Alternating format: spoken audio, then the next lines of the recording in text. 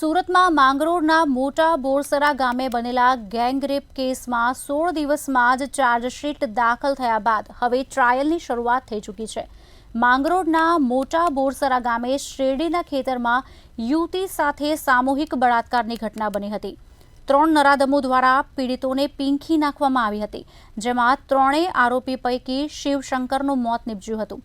આ અંગે આગામી 16મી નવેમ્બરે પીડિતની ઇન કેમેરા જુબાની લેવામાં આવશે।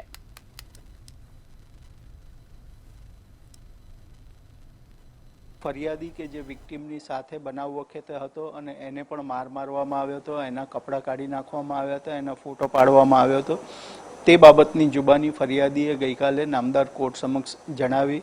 એમણે આખી ઘટનાનું વર્ણન નામદાર કોર્ટ સમક્ષ ગઈકાલે જણાવ્યું અને આ બનાવમાં જે સંડોવાયેલા છે આરોપીને પણ ગઈકાલે નામદાર કોર્ટ સમક્ષ આરોપીએ ઓળખી બતાવ્યા।